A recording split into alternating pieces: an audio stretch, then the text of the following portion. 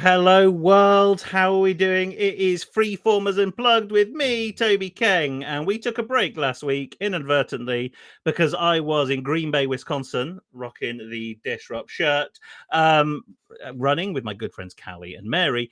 Disrupt Green Bay 1.0, the very first time that event has gone to the Green Bay area, and it was awesome. But as anybody who's run an event will know, I had an ambition to live stream while we were setting up for the event. And that did not happen because we got super busy trying to get everything, the I's dotted, the T's crossed for everything ready for the event. So apologies if you missed us last week, but I'm back. I'm here in the UK, almost recovered from jet lag, to have an awesome conversation with two awesome individuals. And it's the first time on Freeformers Unplugged that we're talking to two people. So this could be a car crash or a beautiful conversation. One-on-one, I've had amazing conversations with the both. And talking over email, we've come up with a topic of uncovering the real stories behind employee insight. Expect survey bashing left, right, and center in this one because we need to do data differently in organizations. And that is why I'm connected with these two awesome individuals. So I am delighted to welcome to Freeformers Unplugged live stream and podcast, if you're listening on catch up, Sonia. There is Sonia and Dib. Hello, friends. Hello. So for the audience, where in the world are you?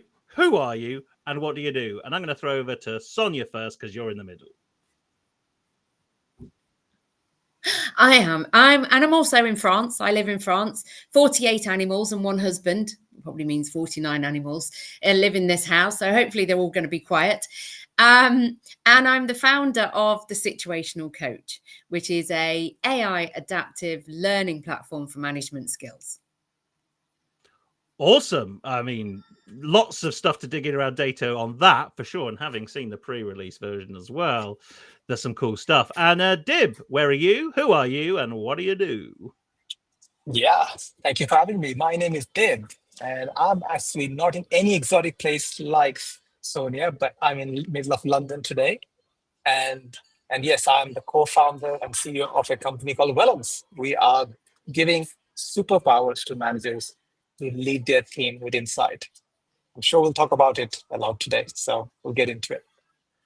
So already in the introductions, I think everyone tuning in and listening in can see why we have all been able to connect with each other and kind of have this, while the output of what we do, the insight is different, actually the insight is the very foundation of what we do. So I suppose I'll throw it to both of you and I'll come to Dib first. It's like, why, how did you get to this point in your career and creating a product where you realize things need to be done differently? Because I've seen what you do, right? And I haven't seen, I think I said to you at the time, I spent 2 years trying to find something that is even remotely similar to what you're doing, and no one's done it. So how did you get to that point? It's very interesting. So I guess you can say this has been in the making for years. Years when I was a member of a team where I did not enjoy how I was being managed. So that was a frustration that carried on for a while. And then further on afterwards, when I became a manager, I realized my poor manager, he or she may have the best intention, but didn't have the right support. So I struggle not having the right tools. But these days, as you can see, managers are expected to lead their teams, to coach their teams, to train their teams, to manage their tasks, provide psychological safety. Let's just keep adding that list, right? But what are they given? A few tools and maybe a lot of hope. Is that enough? So yeah, we launched the product only recently, but it has been in the making for years. I love that, and I think it's a beautiful segue to what Sonia does with the situational coach, right? So we've got this. What do you give a leader to lead effectively? No information, no insight, other than maybe demographic data and when they're going on holiday in the HRIS. Not really a lot that you're going to be able to adapt a leadership style, a conversation to. You may have the dreaded personality profiling that you may kind of go, well, you're a red and I'm a blue, and this is how we're going to work together. You may have that at best, but even that isn't really genuine human insight. That is very arbitrary data cutting your whole audience into 4 different colors is a little bit of an oversimplification of how you need to lead an individual. And talking of leading individuals, Sonia, well, how did you get to kind of be in this world of situational coach? Oh God, do you know, it goes back too many years. I worked it out the other day.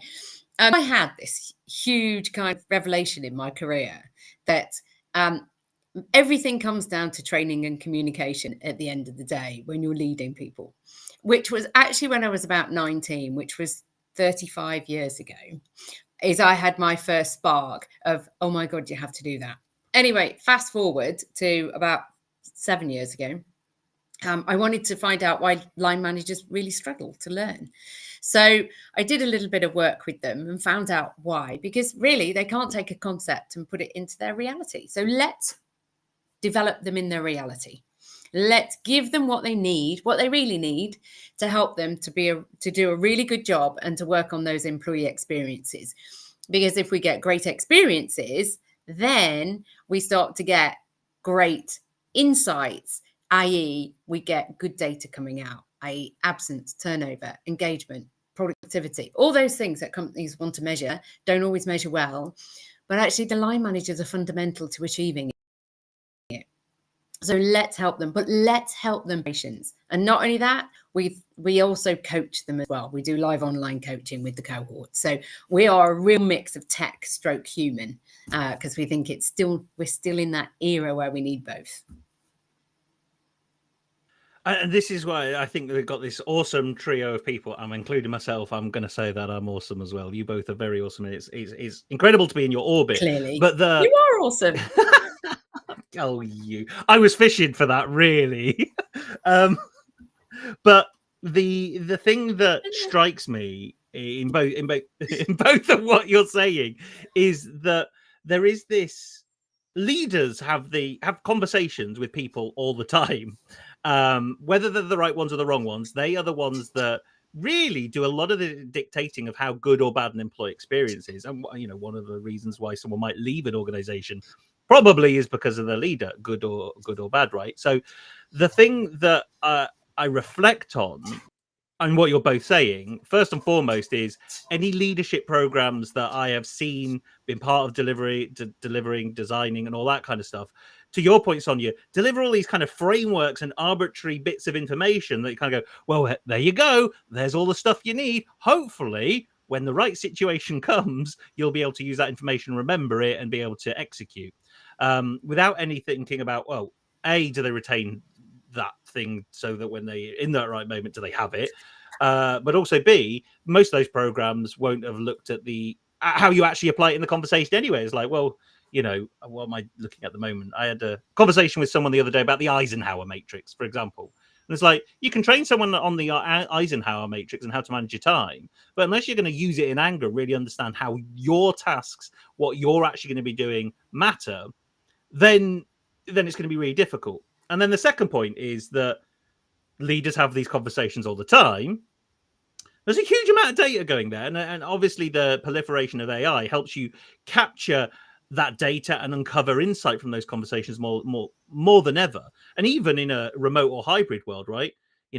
I haven't been in a meeting for the past 2 months where it hasn't been transcribed. It's like, well, that's data, that's insight. How did that conversation go? What did we say? And what do we need to do as a result, right? Mm-hmm. And I spoke to someone 6 months ago, and he says he's really disappointed with AI because he just thought every single meeting in the world would be transcribed by now, so you'd have that wealth of data. And it isn't really in an organization's fabric to do that at the moment. And I think there's those elements of trust with organizations and stuff. But yeah, they're the two things. They're the two jumping off points I think we've got for this conversation.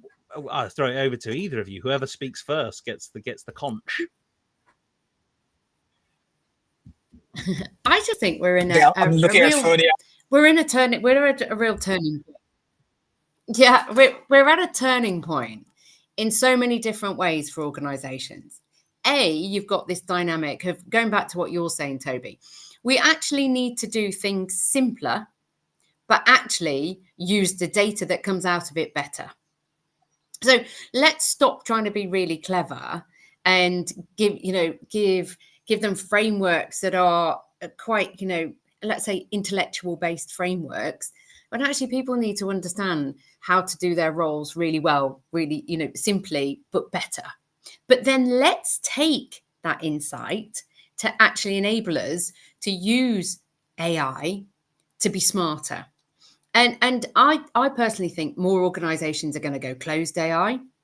This is just me, but I think they'll go closed AI. They'll work it out because actually open AI gives you too much noise. But closed AI, you can really start to look at what's happening in your organization. So things will change, but let's not lose the essence that the vast majority of individuals come to work to do a good job, and they want to do it in the simplest way possible, which means systems have to be really simple to use. Let's stop making them complicated. And then let's use the data properly to be able to inform really where we are, because sometimes we don't know where we really are, and then where we're going.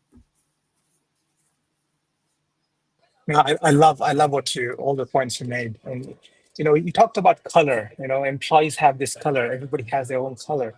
I think you might remember, even though this book is actually before I was born, a book called "What Color Is Your Parachute?" I don't know if you remember this book. It's a book about this guy called Richard Bowles. He wrote this book about. It became a Bible for people to pursue their career, because it promoted people to figure out what the color they are, and that goes into their preferences and everything. Now, as Sonia mentioned, people come into work. Maybe on the base level, everybody has a few things they expect from the work: a clarity on goals, feedback when it's needed, recognition when they do a good job, and performance reviews that are fair. Right now, what happens is, how it's happened in the last so many years is that we have been giving them standard processes that are followed for the entire organization, which is, it's like almost like a factory model. Everybody goes into sausage model and comes up with 1 to 5, and with a view that the last 5, 10%, 20% get unfortunately driven out. Some of this thing came up as part of this management theories. Those things are not working at all. What's working is the fact that we now know from neuroscience, from many other performance management science, that people expect certain preferences. Now, for example, if I like my feedback, some may like it direct, some may like it in a coaching style. Some people like recognition more micro, some might like recognition more macro.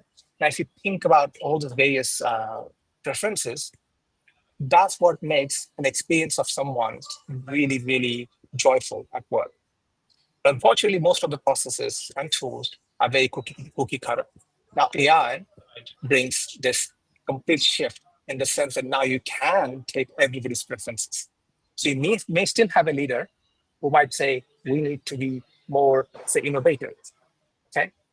And then how does that then translate into every preferences? Some might say, hey, have you thought about how I can do this thing differently? And having those nudges every week or every month. Now, what I'm trying to get to is that color every employee brings, we can address that through AI. And your point about closed AI is very, very important, because if you allow people to use, go cowboy on all the LLMs available, that's just going to be garbage in, garbage out. So yeah, there's more to talk about, but that's my initial thoughts. This conversation's awesome already. I think the thing that comes to mind that when you were both talking is the closed AI system is, I think we're just all in agreement, right? And I did a training session a couple of weeks ago with some independent consultants, HR consultants, and I said, who here's using ChatGPT? Everyone raised their hands. Who here pays for ChatGPT? No one raised their hands. Third question, who here uses ChatGPT to do their client work? Everyone raised their hands. Fantastic. So from a data privacy perspective, you have just literally pushed all that information out to the world without even realizing it. So mission one, purchase your AI tool and make it as closed off as you can because you're training the model with that data. And then the second thing, once you've got that kind of closed data ecosystem, that closed AI ecosystem, you can start putting some quality stuff into it. So the work we're doing with a client at the moment is everything is in Notebook LM. Like, we don't use ChatGPT. ChatGPT broadly is a little bit of a waste of time for some of the activities we do in terms of employee insight and design, because Notebook LM draws from the sources that you provide it and nothing else, and also cites those bits as well. So you can say, this person said this at this time and this day, and this is where we're drawing this conclusion from. Whereas ChatGPT, you chuck it all into that. It's like, here's all the employee insight. Oh, I've drawn some insight from some other spurious like location just because it was better than what you have. It's like, I don't want it to be better than what I have. I want you to give me what I actually have. And so we've got this closed data ecosystem, this closed AI ecosystem. We then are using an AI tool that can interrogate that in more detail. But then, to both your points, you've got to have quality stuff going in, which is what you're both talking about, right? I was talking to a leader a couple of weeks ago, and they said, I'm just finding it really hard to manage my people. I was like, why? What's the issue? It's like, I just don't know what motivates them. I was like, okay, have you asked them? He's like, no. I was like, okay, do you not think that might be the best place to start, by kind of having a conversation about what motivates them, why they're at work? And they went, yeah, probably. And so it's like, well, the whole thing is just about empowering great conversation, which is, you know, in part being a good leader, a good coach as well, right? And having great conversation to get you to places. But don't just let all that information just swan away and not be used to help other leaders, the rest of the organization. When did we stop losing the ability to have good conversations? And I think organizations somewhere are preventing it, because they are putting so many policies in there, they're putting in there so many processes. People get scared to have good conversations, and then we go, well, we need data. So you don't have to run a survey, just a feeling. Go and find out. Go and ask. To be honest, if you know, most of my manufacturing, retail, tech, etc., and you have to walk into a store or onto a ward to know whether you're happy or not. They come and talk to you. So let's not lose that ability with all the just be human and have great conversations. Yeah, absolutely. I think it's really interesting, right? That if you were to take out of any organization a HR and L&D team, what would those conversations look like? Because startups, smaller businesses, can operate without formal learning and development, without formal HR. They can do it. And, you know, they have to perform at a certain level because they grow. The complexity obviously comes when you have more nodes, more people feeding in these connection points. That becomes more tricky. And so what you want to be able to do is to try and make those relationships scalable. And the way we try and do that at the moment is formal training programs with models and frameworks and forms to have a conversation. That's a bit of an issue, because that doesn't really help. And that, to your point, Sonia, prohibits great conversation, because you're like, well, I don't want to have the wrong conversation. It's like, you can't really have the wrong conversation unless you're being offensive, harassment, bullying, all that kind of stuff. You can't have that wrong conversation. And so I think the whole ecosystem of HR policy, HR management, L&D and training prohibit great conversation. Dib, what are you thinking? I didn't want to. I didn't want this to be a shameless plug on what we do in Wellence. I wanted to take a data point from one of the teams that were using Wellence. So the manager and the team, they launched Wellence been like 3-4 weeks, and so we had a discussion with the manager. Hey, how's it all going? Do you like it? Like, I didn't realize that these people in my team, this high performer, wanted more work because they were feeling not being completely utilized. Like, okay, and that was interesting, right? So somebody did not talk about how what they want. Another thing was always thought another quote was, I thought this person, my team, wanted a higher salary all this time, and I was worried about asking what they want, and that's why they didn't have this discussion. And there is this biases that people think that their team needs certain things they cannot deliver. As such, I'll just hide away from having those conversations. And there are a lot of these biases that are playing. And how can we address those biases is by giving some nudges from all the science on leadership and management and behavior that we already know. How can we make this successful for people to use them at the right time, in the right place, in the right context, which is what situational coaching is about. That's so nice to have. Same thing we're doing in Wellence as well for desk-based workers.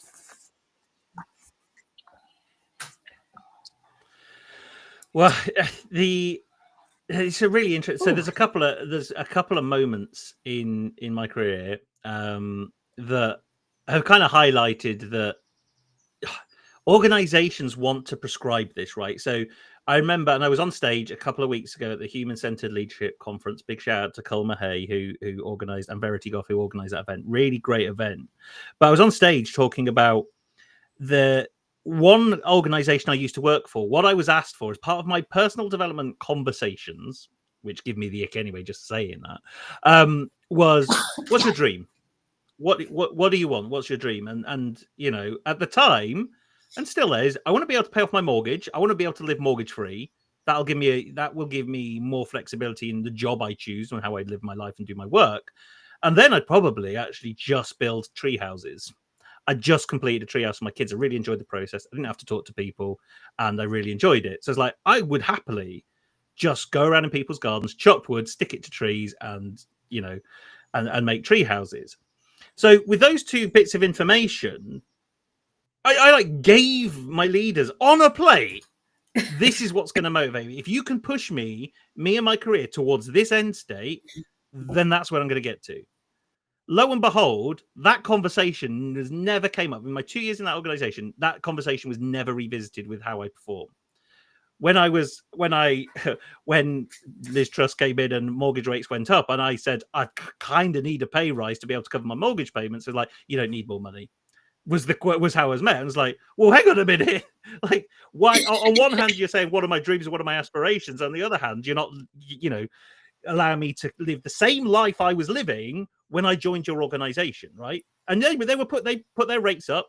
They weren't kind of like struggling for work. The rates have gone up considerably, but all the employees weren't seeing that benefit when everything was really going to shit at that moment in the world. The other thing that same organization did was when they got to 10 people was, we are going to do annual performance reviews.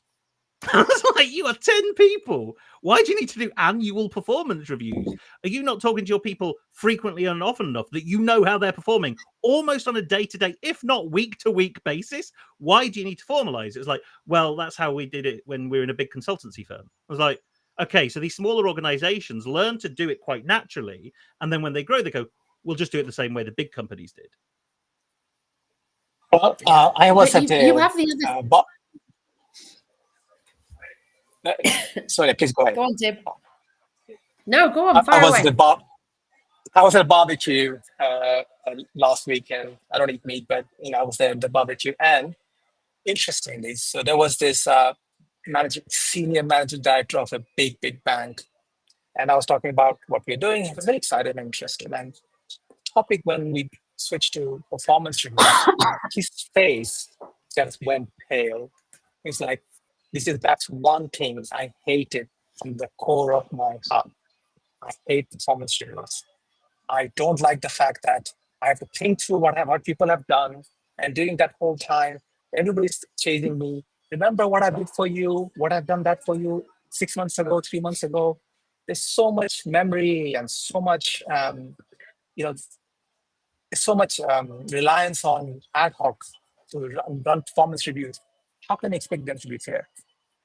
And clearly, when people come out of that review process. Most of them are unhappy.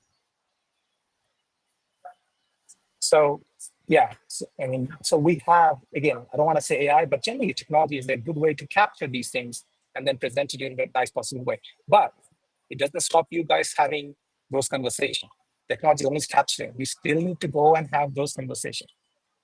And what we can do is use technology to nudge people to go and have those conversations. Don't worry about recording them, because state systems record them and synthesize them, but you still need to go and have those conversations. That's what makes a difference.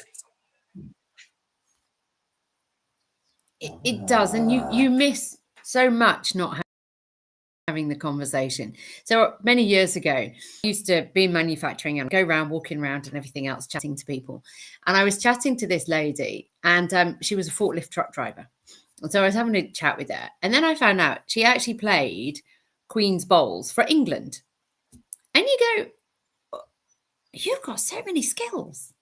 Because it's like, it's when any game you play, you're playing strategy, aren't you? You're trying to work out what the opponent's doing, how you're going to play your next move, what they're going to do, etc., etc. So I said to her line manager, I said, do you know that this lady's got like loads of skills here, and we could utilize those skills? And they didn't even know what she did. And this is why it's like the opposite of yours, Toby. You've got to go out and speak to people in the right way. And we will certainly try to help you to do that so that you can understand what you've got, how to let them, bring them to work. Because once people start coming to work as a total person, the experience changes. It absolutely changes. And we've got to help our managers to enable people to come to work in totality so that they can have those better experiences. And by those better experiences, you're going to improve your company metrics anyway. Totally. The forklift driver story is an awesome one. Here's another forklift driver story. So a good friend of mine works for a Formula One team. So that narrows it down to about 11 teams, right? Or 11 organizations. But when they completed an engineering degree, this Formula One team funded them to do an engineering degree. He was like, I want more. I want to do more. I want to develop more. So he went to HR.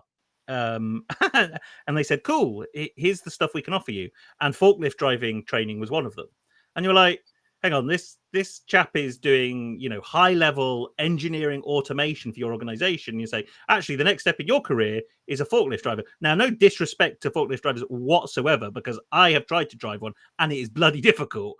But it's not matching his career aspirations, where he's been, where he's going, what he's doing. It just didn't match. And so, and this is where ordinarily that's a leadership conversation, right? But for the sake of having a HR and L&D team with an organization, you've deferred the responsibility to another department who very rarely has that in-depth conversation with that individual. And ultimately you provide the wrong advice, the wrong service, the wrong policy, the wrong employee experience, to use the broader term that I love.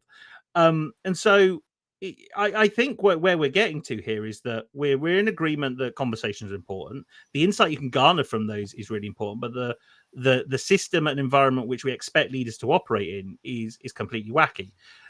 Here's an idea that I came up with Dib, while you were talking, is that any performance conversation, the output of a performance conversation is fill out a form, send it to HR, and then we can give them a ranking scale from 1 to 10 or 1 to 3, and we'll put everyone in the middle, and then we'll put a few people at the top because they're our friends or they did actually perform quite well. Now, the problem with that is you give someone a form with 5 or 6 questions. They are the 5 or 6 questions you ask. You structure the conversation to the form.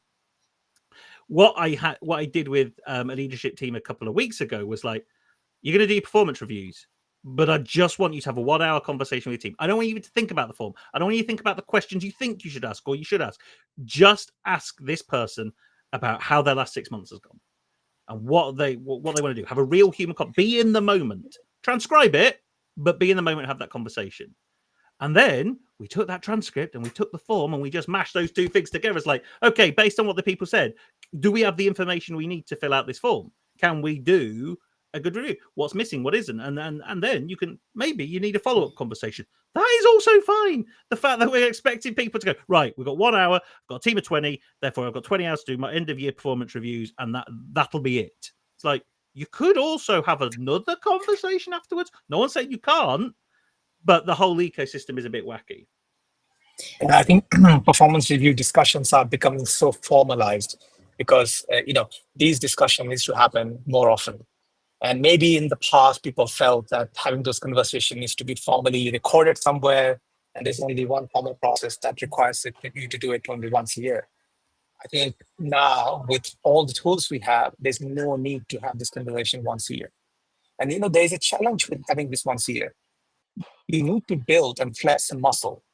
As a manager, you need to flex the muscle or build the muscle of how to ask those kind of discovery questions. If you do it once a year, you're not really flexing. You haven't built the muscle.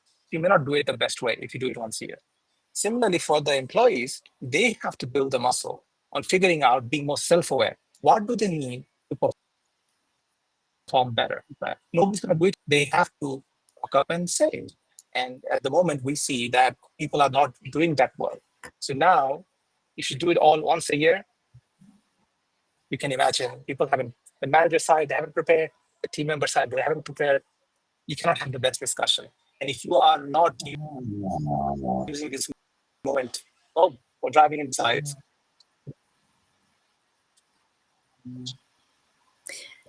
I think we have to remember humans have had conversations for years. We grow up from small children having great conversations, and actually as children, we generally have no self-awareness or boundaries in our conversations. And, as they say, out of the mouth of babes come some great comments. And then, we start to go, oh, you can't say that and you can't say this. And then we get into the workplace and we then make it even more difficult. But the basis is humans can have conversations without forms. We have them every single day in every single interaction. People have become scared. Organizations have become scared, which have then made leaders and managers become scared. And I know, Dib, what you do and what we do is help people to be less scared. And Toby's got a great way of bringing all that data in to go, right, great, you're now not scared. Let's have a look at really what's happening and move it forward. And I've done it myself as a HR director, and I've it was only in the latter few years of being a HR director. It was like, why the hell have we got all these policies and processes out to the annual review and put in monthly conversations, and literally it was stop, start, continue. What do you need to start doing? What help do you need? What do you need from me as your leader to help? And we put it across 14 countries from top to bottom, one page, because it's fine, I don't mind, but we have to make it simple. And I think the whole legacy of HR or people teams, whatever you want to call yourselves nowadays, you both do the same thing. Oh, wow. Dib just left. I think he completely disagreed. He was really offended now. What did we say? Dib will be back shortly, I imagine. So there are some things that employers, I'm not going to say HR or people do, I'm going to say employers have to do. There is absolutely. There's legislation, there's policy that you have to do. And I'm not saying get rid of that. That would be ridiculous and libelous to suggest you do that. But where we kind of begin and almost end with that as what we deliver for employees. And that's such a redundant way of thinking, because no wonder HR is seen as a cost center if that's all you're delivering. Handbooks which explain the policies. Like, I know you and I could have a policies that you can't understand for a start. And let's face it, policies have to be read so everybody in the organization knows what to do. And they're not. They're read quite jargonistic, legal, and you've got to write them for everybody. And we're not doing that, or very few do, because they're so scared of all the legislative issues. But actually, if we train our people better, to have better conversations, we are less likely to get in legal complex issues because actually we're having better conversations. And that again means that you then are spending energy and time going, how can we build this business and improve it, as opposed to how can we keep dealing with the mayhem that we keep causing. The mayhem is a great word, and I think we're just going to call this out just for anyone who's watching. Sonia hasn't got a sleeping person in her room. I believe that's your dog, right? Is that what I could hear in the background? Do you know, I'm wondering if you could hear it. I'm going to show you, right? Here he is. Look, smallest dog in the world, making the most noise at this moment in time. Sorry. Honestly, the dog I had pictured in my head was massive. The sound I could hear was like, this must be one huge sleepy dog. No, he's even rolled on his back now. There he is. Look, there he is. It's little Tatty, and he's having a fun time on this call. So sorry, I'll wake him up. We haven't managed to engage him today. What were we talking about there? Oh. I'm just saying we haven't managed to keep him interested. We're on. Toby, we're on about organisations being complex and the mayhem that it causes in organisations.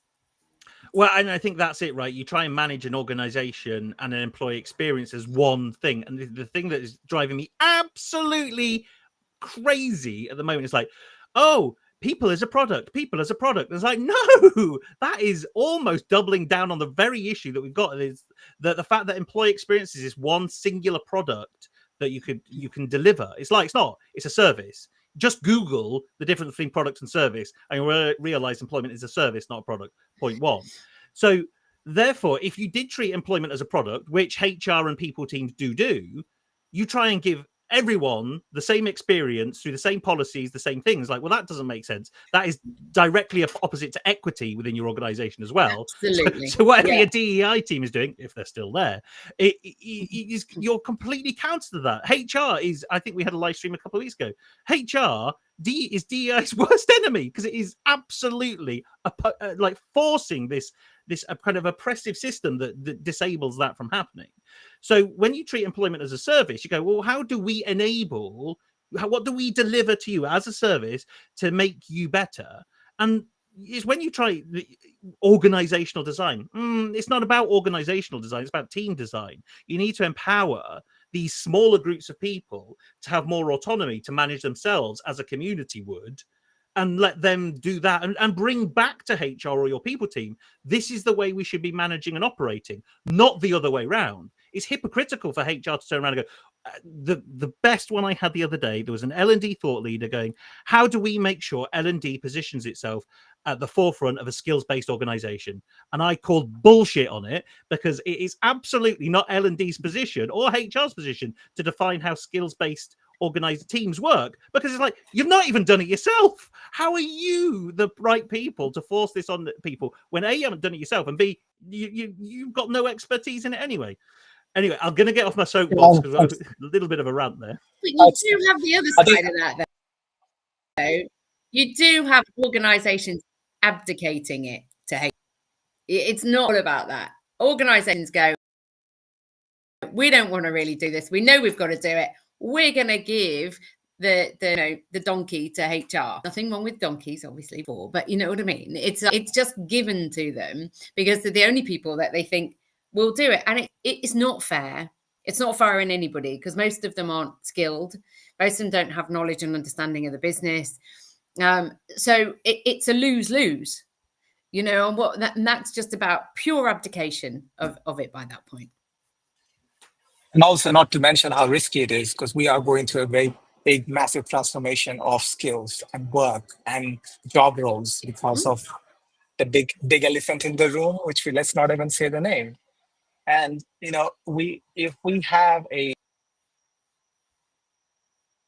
down centralized skills missing is the insights we need to have at the ground level when people are doing the business, running the work, servicing the clients, servicing the customers. We have to take those into account to drive what the skills are needed. And maybe in future, it'll be all micro skills that are needed and micro trainings that are needed. As you, Sonia, you are doing, it's like you are kind of bringing those situations in and providing the context so people can actually even visualize the new thing and train for that. So that'll be one big problem we see, that centralized skills-based approach is going to be very difficult and will not work going forward.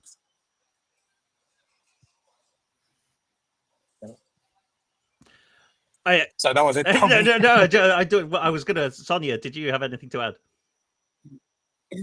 No, I completely agree. We know we know the world will change. The world always changes in terms of the focus. And, as I've said, I think AI will have a massive impact. Will it take over lots of jobs? No, it won't. This is going to be a transition. And there's still a lot I can never do. So let's not make the world run around going crazy, going lots of jobs are going to go. No. What it does mean is that we can be more informed in those jobs that are around data, analytics, et cetera, et cetera. But is it going to drive a bus? No, it's not. So it's really important that we go, AI is going to be incredibly important for us to be able to run organizations having great data. We're still going to need good humans to actually interpret it to the final, do the final 9 yards, but not only that, to implement it. So we're still sharp on developing our leaders to be able to lead in that environment. And then I can't agree more. As humans, our brains have some 100 billion neurons. I need to double check that, right? And there's so much money pouring in to replicate the thing that we already have between our ears. The amount of money, time, capital talent going into building. And what we are saying is, why can't we enable people to use this thing they already have and a bit more? Those conversations we talk about, that's actually using what we have, and so on and so forth. And that's why, as a tech company, we put our charter as a company saying, we're not a tech company. We are a human transformation company. We're just enabling that through tech. And I would like more and more AI companies to be taking that stand. And that's probably a shameless plea I'm going to make here today. I think the very fact. Well, I just think you. No, go on, Tobe. Go on. No, it's the very fact that AI has the ability to augment the human experience and delivery of work, right? But my good friend Rocket, who was over in Green Bay last week, he peddles out this phrase quite a lot, and I love it. It's like HR, even though it's got human in the name, is the most inhumane department with an organization, because what it tends to do is very transactional stuff. Even though it's been maybe designed for humans, it's still quite transactional. Go back to the point we made about this, we deliver one experience for all our employees, and if you don't fit that mold, or it doesn't give you what you want, then you're kind of turfed out, or you turf yourself out. And so in that world, AI will absolutely blitz a lot of HR work because it's very transactional. The annoying thing is like most people who work in HR and people teams care about the people. So you've got this real challenge now where I want to give people the very best experience to perform and engage at work. Yet the way I do it is transactional, and AI will take it away. So you've got to do this one very, very quickly. You've got to be able to do that. And if you haven't done it already, you're 6 to 7 months behind, quite frankly. You've got to do that already, because once that's happened, the business will get rid of you because you haven't focused on this. But the irony is you want to focus on this. So all of this stuff is going to let you focus on this. But if you don't focus on this now and think about how you're going to do that, you're going to sit here in 12 months' time and realize that a large swathe of your work has been taken away. And therefore, because you haven't thought about what's coming next, you're made redundant. And I don't want to scaremonger. Like I've just seen too many transformation programs over the past 6 months, which kind of go, well, the end result here is you either adapt or die. And quite frankly, from what I'm seeing in the marketplace at the moment, the marketplace as providers, but also individuals, there's huge waves of people that will just die because they haven't adapted. And that's really sad, because I know that they live with this purpose that they want to achieve, and they're just not enabling themselves to fulfill it. They're waiting for someone to tell them what to do. And it's like, no one's going to do that. And if they do, then you've probably already lost. And Dib has gone. And this is Dib's gone. And this is the thing for me. People use these every day. They're used to it. Okay, they're so enabled. Everybody's enabled with these little things now. So they're used to it. So actually, the step should be that hard. So why are we making it so difficult? You know, that's why we're developing learning that's on these things, because people are used to it. But we then go into work and it's like we go into a different environment from what we're living in. And that will always cause issues. It's like your one size fits all. That's what the schooling system does in the UK. That's why loads of people can't cope with it, especially now. It's getting less and less, you know, and those individuals are going to go into work and find that it's probably worse when you get into work, because it's like this is how we work in this rigid little structure. So we've just got to start remembering that people are so familiar with these. They live with them every day. Some of people can't even be away from them. How do we harness the fact that people are comfortable with it? Letting they're not. And let's start moving into that enables it more. Oh, I think that's a beautiful way to segue to closing, because well, the fact I peddle out, and this is just not quantified with it. Yeah. We've made Dib leave and we've made a dog go to sleep. That's what we've done on this live stream. This is the impact we're having. So the thing that I always say, and I haven't quantified this anyway, it's just through my experience, is like employee technology or employer technology is about 10 years behind society. And I know that for a fact for when I joined, because when I first joined an office-based environment, I was using Lotus Notes, which I don't know if anyone was using Lotus Notes when did I join the office workforce, like 2011, 2010. It's like, that was an archaic piece of technology, right, compared to what I'm using. And then the in-store environment was still using Windows XP 5 years later than that. So probably 15 years later after it was implemented. So we know that, and 5 years later than that, the NHS was still using fax machines. So, you know, we've got this whole world where workplace technology just hasn't been able to keep up. So you can either do one or two things. You can keep going to HR providers and trying to, like, atypical HR providers, and like who are making these incremental changes to try and catch up. Too far behind to ever catch up. Or you focus on, like yourselves, right, newer technologies that are embracing this new technology that allow you to drop in new technology in your organization and allow you to catch up far quicker.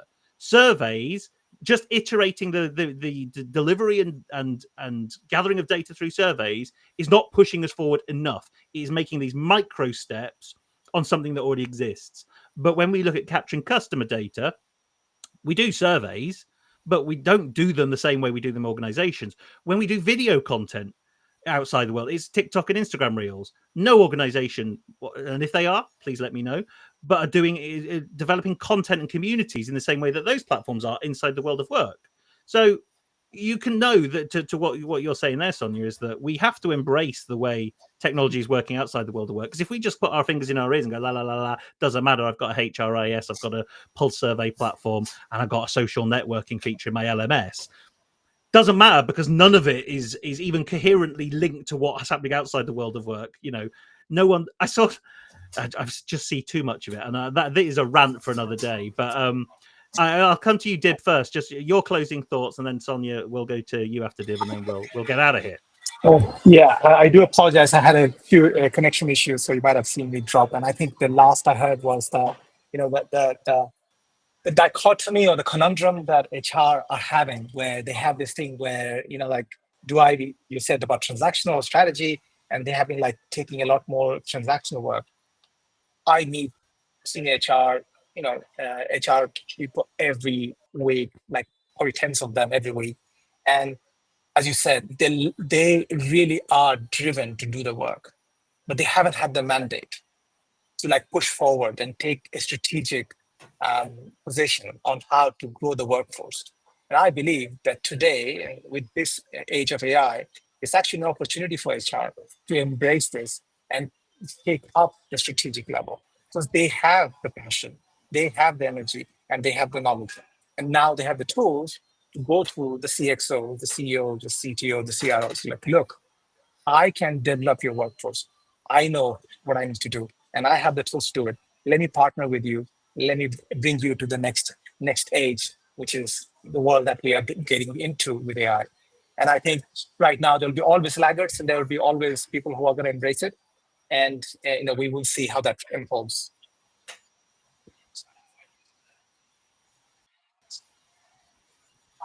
That's my closing thought. I'm here to help all HR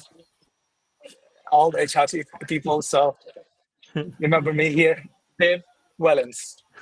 And Sonia, yourself. Yeah, I mean, I'm a big advocate of AI. I never used to understand it. Don't get me wrong. I do now. We've just got, let's embrace it, but keep things simple. Let's not lose the ability to connect with people whilst we're using all the extra data, because those conversations are still key. And what we can certainly help you with is to help your line managers to have great conversations through using technology, but not losing the human essence, which is what is still key, is let's do all this while being human about it. Don't put in a system and make people lose that human aspect, because without it, you still don't get good conversations and good information. All you do is still tick your box. But it's been a great conversation. Even the dog's really enjoyed it. He's asleep again now. But he's enjoyed it. I know he has. He's been next to me. He's fine. So thank you so much, Toby. You're an utter star. And Dib, as always, it's absolutely amazing to see you. It's lovely. It's great to have you. Well, and with that, Dib, Sonia, I'm going to throw you off the stage to close out. So I will catch you both very soon, and thank you. Thank you. Bye. Well, there we have it. What an incredible conversation with Dib and Sonia from Wellence and the Situational Coach, respectively. As ever, Freeformers Unplugged is unstructured, unplanned conversation. And I think you can tell that by the very nature of the stuff we saw and heard, that we went down some very beautiful tangents in talking about the world of work. So if you've enjoyed this, we are back same time next week. And I'm delighted to tell you that Emily, my partner in crime, will be back. Emily has not been on an episode of Freeformers Unplugged for a while, but we're bringing her back. So we're going to have Emily with us next week at 12:30 on LinkedIn in British summertime. Can't remember what that is in Eastern or Pacific time. You'll just have to use time zone converter and figure that out for yourselves. But I do hope you've enjoyed this episode. I certainly have, and I will see you next time on Freeformers Unplugged.